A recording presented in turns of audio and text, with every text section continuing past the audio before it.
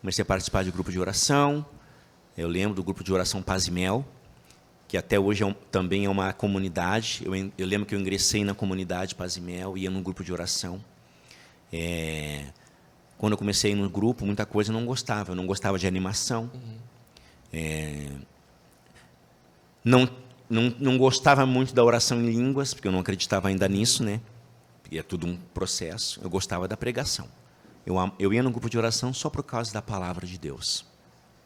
E foi a palavra de Deus que, aos poucos, foi transformando a minha vida. Foi diminuindo a bebida, as saídas, mulheres. Sim, mulheres, bebida.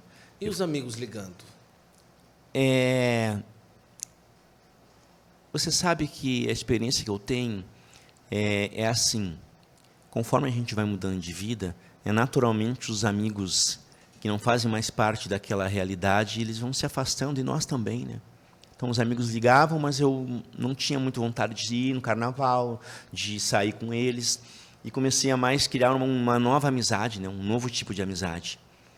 E isso é algo natural que acontece, quando a gente quer, de fato, mudar, né? Uma curiosidade, quando ia para a escola de samba, tinha que comprar fantasia? Eu não. Eu tocava na bateria. Ah, e ganhava. Ganhava, né? E depois eu era filho do mestre, né? Então... Mas a bateria em si, nenhum dos batuqueiros paga a fantasia. Porque você está prestando um trabalho para a escola, né? Então, é o mínimo que eles fazem, dar a fantasia para quem desfila na bateria. E como foi assim, o início do processo? Começou a mudar, a frequentar, e dali, realmente, a vida foi se endireitando? Foi se endireitando. Fui nos grupos de orações, nos retiros. Comecei a participar de missa diária, porque todo esse processo de mudança, Guto, aconteceu simultaneamente com o período que eu ingressei na faculdade. Né? Quando eu ingressei na faculdade, foi esse período também de encontro com Deus. Então, além da experiência de grupo de oração, de ajudar nas missões pouco a pouco, eu lembro que eu era de missa diária. Eu lembro que eu saía da faculdade, eu estudava de manhã, ia 4 horas da manhã para a faculdade, chegava meio-dia no centro de Porto Alegre, eu ia na missa 12h10. Até hoje existe essa missa e essa igreja, a Igreja São José, da Alberto Bins. Todo dia, 12h10, eu ia nesta missa e depois ia para o estágio da faculdade, o estágio onde eu trabalhava, todos os dias. Mas eu nunca pensei em ser padre.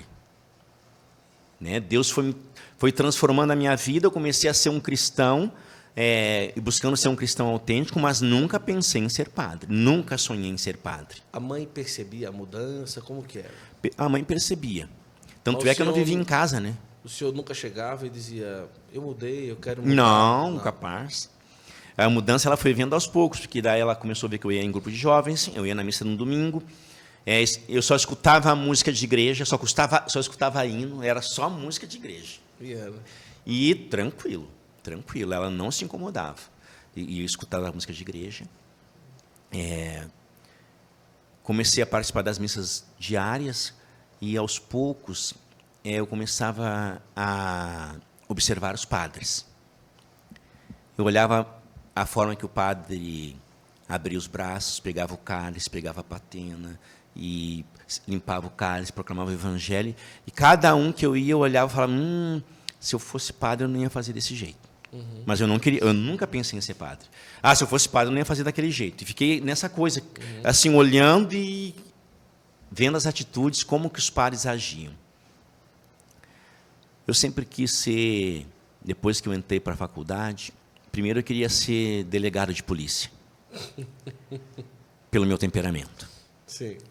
Depois, na faculdade, apresentando seminário e essas realidades de trabalho de escola, eu falei, eu quero ser professor universitário. Sim.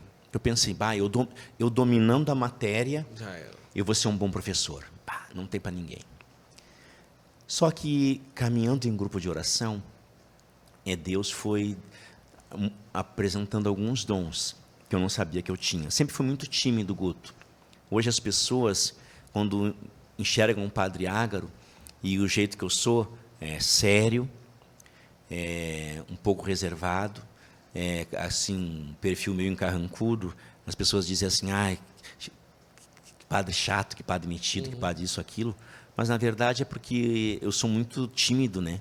Então, eu tenho, um primeiro momento, tenho dificuldade de me aproximar, de abrir e acolher as pessoas.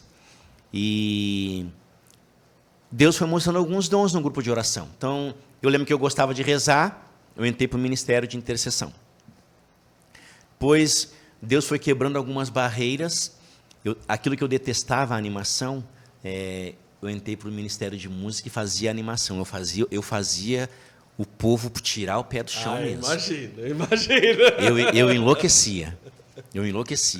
Depois, Deus foi mostrando outros dons da pregação, né, que foi aquilo que me atraiu nos grupos. Então, assim, Deus foi mostrando tudo aquilo que Ele tinha me oferecido que eu tinha que colocar a serviço. Ao ponto de determinado momento na minha vida, de modo especial nos meus 2 últimos anos de faculdade, eu comecei a sentir um outro chamado, né, de uma entrega maior. Tanto é que a minha mãe, tinha dias que a minha mãe não me via. Passava semanas e a minha mãe não enxergava, porque eu saía de manhã para a faculdade, da faculdade ia para a missa, da missa para o trabalho, do trabalho eu ia para a reunião no grupo de oração, eu ia para a missão na FEBEM, para a missão na FASE, para a missão na casa de dependente químico, grupo de oração, e ficava nessa coisa voltado só para Deus. Só para Deus. Até o tempo que Deus começou a me mostrar uma realidade que eu não pensava, a possibilidade de ser padre. Não me pergunta como. Quando começou, não sei dizer. Cada um tem uma forma. Mas eu entendo que quando eu começava a olhar aqueles padres e dizer, se eu fosse padre não fosse assim, meu padre não ia ser assim, ali Deus já estava suscitando algo. Ao ponto de, no último ano de faculdade, eu lembro que, em virtude da dificuldade financeira que eu estava vivendo, quase que eu não consegui concluir a minha faculdade. Porque não tinha dinheiro. E aí eu ouvia dizer assim, sempre ouvi dizer que se a pessoa tem curso superior, para ser padre é mais rápido do que quem não tem. E eu lembro que eu fiz uma proposta para Deus. Falei, olha, o senhor vê que a minha vida está... Isso na missa do 12:10 que eu ia. O senhor vê que a minha vida está toda voltada para Deus, é grupo, é coisa, minha família está... Eu cheguei ao ponto de dias esquecer o aniversário da minha mãe por causa dos trabalhos na igreja. Falei com Deus, olha, eu ouvi dizer que se você tem curso superior, se você tem um chamado a ser padre, é mais rápido de quem não tem. Eu não sei o que o senhor quer para mim. Só que não é só isso aqui. Não é só o grupo, não é só pregar, não é só retiro. Eu sinto que tem algo mais. Se o senhor quer que eu seja padre, o senhor vai providenciar que eu me forme esse ano, junto com a minha turma. E aí, ficou por isso. Eu lembro que eu trabalhava no escritório de advocacia, estava de estágio, meu estágio ia terminar por causa que eu não tinha me rematriculado. Eu lembro como se fosse hoje, na véspera da rematrícula, a advogada que trabalhava diretamente comigo perguntou como é que eu estava, como é que eu não estava. Ela era da igreja, não participava na igreja que eu participava, mas ela era de igreja. Falei, estou bem, está tudo tranquilo, blá, blá, blá, blá, blá. E perguntou da faculdade. Eu falei, a faculdade, eu não sei ainda esse ano, porque eu estou com uma pendência de rematrícula. Sei que no final daquele dia o dono do escritório chegou e chamou, perguntou, está com problema na faculdade, né? Falei, estou. Ele perguntou quanto que custa para... Quanto é necessário para que você faça a rematrícula e possa cursar esse semestre. Eu falei o valor na época, ele pegou o cheque, assinou, preencheu o valor e falou, está aqui, quando você puder, você paga. E eu me rematriculei. Assim. Tranquilo, me rematriculei o penúltimo semestre e faltava o último. E aí, no último semestre, eu já não estava mais nesse escritório e não tinha mais jeito de fazer a rematrícula. O que aconteceu? Eu lembro como se fosse hoje, um grande amigo meu, Tiago Muri, do grupo Nova Geração, ele soube que eu estava com esse problema, ele reuniu o grupo, os amigos, e começou a angariar recursos com os irmãos linda da igreja, dos grupos, para eu pudesse me rematricular. Lembro que na véspera, mesma coisa, na véspera da rematrícula, ele ligou para mim e pediu que eu abrisse a Bíblia no livro do profeta Isaías, capítulo 55.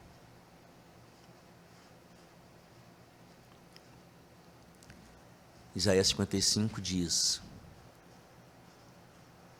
Vinde a mim, vós todos que estáis sedentos. Vinde beber leite e mel sem nenhuma paga.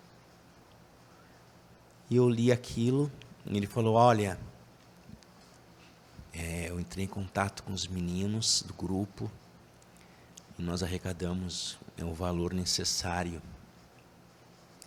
para a tua rematrícula. E ali eu vi que Deus tinha um chamado especial para a minha vida. Cursei, fiz a formatura, terminei aquele ano. Lembro que na véspera da formatura, eu cheguei em casa, falei com a mãe. Eu disse, mãe, amanhã é minha formatura, estava ela, minha irmã.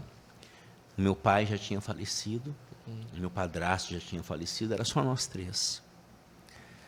Falei, amanhã minha formatura, mas eu não quero ser advogado. Falei para ela que eu quero ser padre. E a minha mãe ficou quieta, não falou nada. Imediatamente a minha irmã disse, e por que foi estudar então? Se quer ser padre, para que foi estudar? E aí a minha mãe, com uma palavra de sabedoria, disse, padre, não precisa ser burro, deixa ele.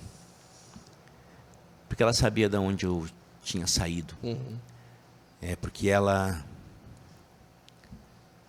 a vida inteira rezou para que eu pudesse sair da Umbanda, Quimbanda e outras bandas, para que eu pudesse sair da vida de bebida, de prostituição.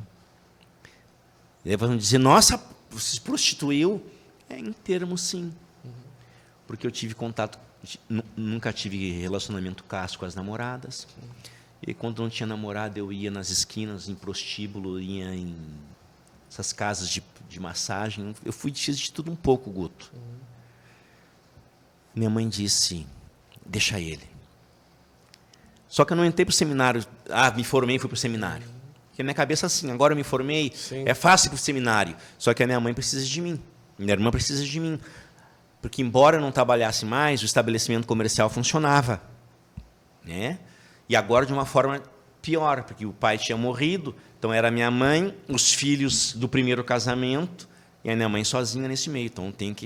Então fui trabalhar. Falei para Deus, eu escutei o seu chamado, mas agora eu não posso ir, tem que esperar um pouquinho.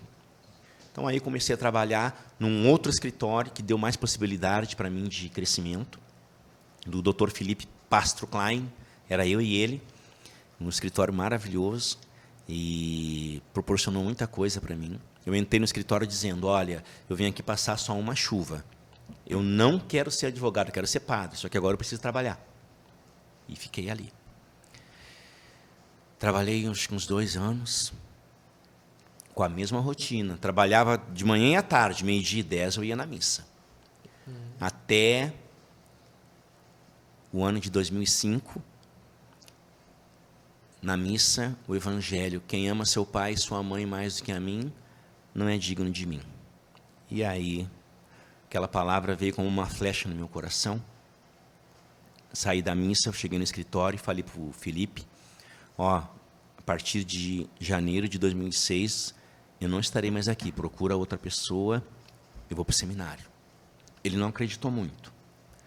E aí fez 1001 propostas, ele me ofereceu metade do escritório para entrar só com trabalho e ser sócio dele. Eu falei, não dá mais, não tem mais como ficar aqui, não consigo.